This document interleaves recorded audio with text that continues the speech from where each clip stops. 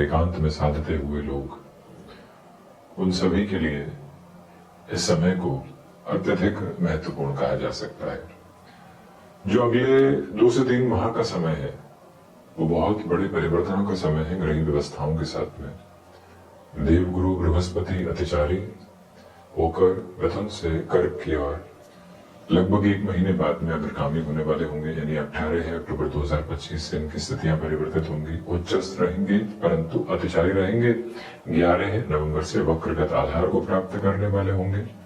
इसी के साथ में जो शनिदेव की स्थितियां हैं वो वक्री चलायमान है। 28 नवंबर 2025 तक देवगुरु बृहस्पति और शनिदेव वर्तमान में 4 और 10 के संबंध के साथ में है। राहु और केतु अपने मध्याह्न को प्राप्त कर रहे हैं।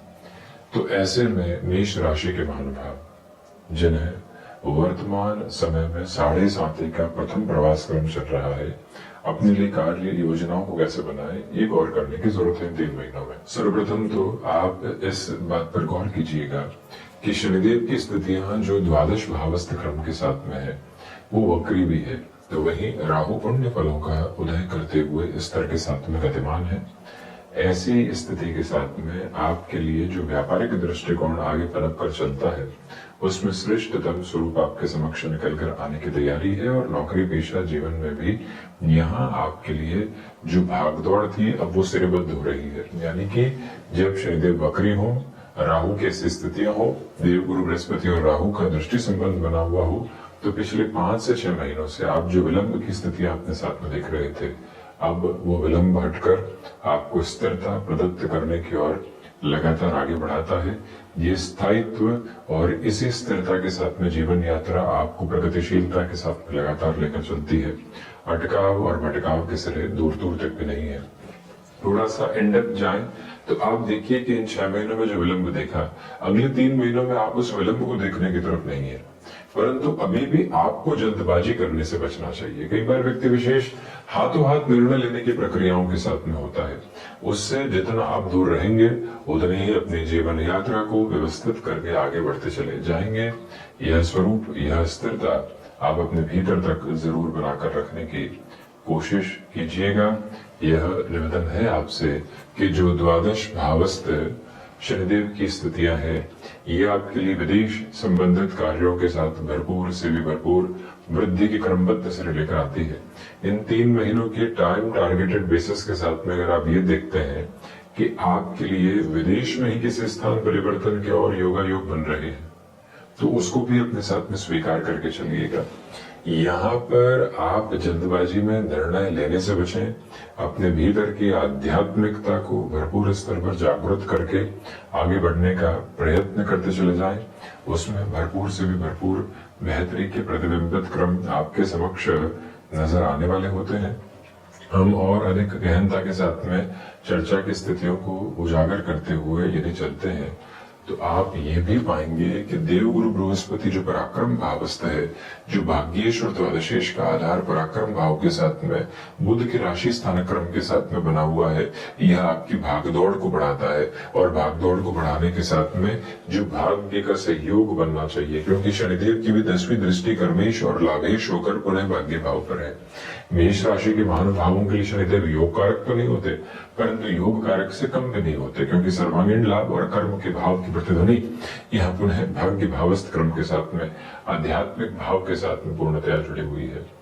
तो ऐसे सिरे के साथ में आप स्पष्ट तौर पर जिस तरह की यात्रा को अपने साथ में तय करना चाहते हैं, जिस तरह के वैयक्तिक क्रम को आप अपने साथ में तय करके आगे बढ़ना चाहते हैं, बेटरमेंट की पोजीशन से आपके साथ में, देखिए जॉब में चेंज की कोई भी अपॉर्चुनिटी आपके सामने निकल कर आ गई है, तो आप अपनी पूरी रफ्तार को बनाकर आगे बढ़ने की कोशिश कीजिएगा। कोई भी चिंता के सिरे यहाँ पर उजागर होने वाले नहीं है। यह भी स्पष्टता अपने साथ में रेखांकित करने की आपको पूरी आवश्यकताएं रहेंगी कि जैसे जैसे यह समय यात्रा आगे बढ़ रही है आपके लिए चुनौतियां अब कम होती चली जा रही है। अगले 3 महीनों के लिए भले ही 7.5 का प्रथम प्रवाह क्रम है, परंतु यह संकेत आपके समक्ष उजागर होके भरपूर से भी भरपूर स्तर पर चलते चले जाते हैं। प्रमुखतया इस बात पर भी गौर कीजिएगा कि जो यहाँ लाभ भाव के राहु है, जो निस्वार्थ भाव से आपने कर्म किए, अब उसकी पूंजी आपके साथ में है। जॉब में जो महानुभाव आईटी फील्ड के साथ में जुड़े हुए हैं, उनके लिए मेजर लेवल के चेंजेस की अप्रोच यहाँ पर बनती है।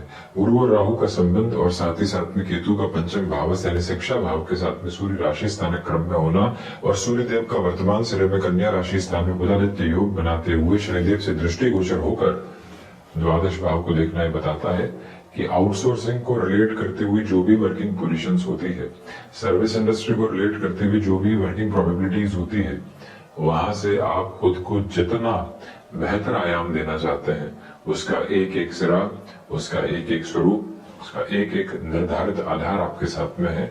मन के भीतर की सारी ही चिंताओं को एक तरफ रखकर स्थिरता की अवस्था को अपने साथ में जोड़कर जो आगे बढ़ने की यात्रा होती है, उसे निरंतर तौर पर आप तय करते चले जाइएगा। हम यह भी निवेदन आपसे करना चाहेंगे कि जिन कार्यों में आप लंबे समय से अपने लिए बाधाएं देख रहे थे, दुविधाएं देख रहे थे, घिरी हुई स्थितियों को देख रहे थे, उससे अब हटने की तैयारियां आपके साथ है।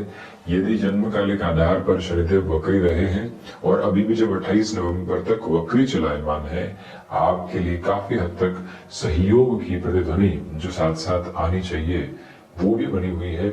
उसमें कोई भी नकारात्मकता भरे भाव अवस्थित होने वाले बिल्कुल भी नहीं है। एक और विनम्र निवेदन आपसे हम करना चाहेंगे कि इस समय अंतराल में जो पंचम भावस्थ केतु है, आप स्टॉक मार्केट को रिलेट करते हुए पोजीशन में इन 3 महीनों में जल्दबाजी में निर्णय लेकर चलने से बचिएगा। संतान पक्ष के साथ जो वैचारिक गतिरोध कई बार हावी होते हैं, उससे भी मुक्त होकर चलने की पूरी आवश्यकता आपके साथ में सारगर्भित तौर पर बनी हुई है। उसको भी भरपूर सिरे के साथ में अपनाकर चलने की आवश्यकता आपके लिए रहेगी। यह विनम्र निवेदन आपसे करना चाहेंगे कि जिन कार्यों में लोगों का हस्तक्षेप आपके लिए बढ़ रहा है और लग रहा है कि उनकी वजह से आप डिस्टर्बेंसेस के बेसिस में है, उतना ही धीमे बन के साथ में आप चलने की कोशिश करें। वहां पर यानी लोगों के साथ समय संबंधित क्रम में जितना स्तरगामी होकर आप चलेंगे, उतने ही बेटरमेंट के प्रपोर्शंस आप अपने साथ में एस्टेब्लिश करते चले जाएंगे।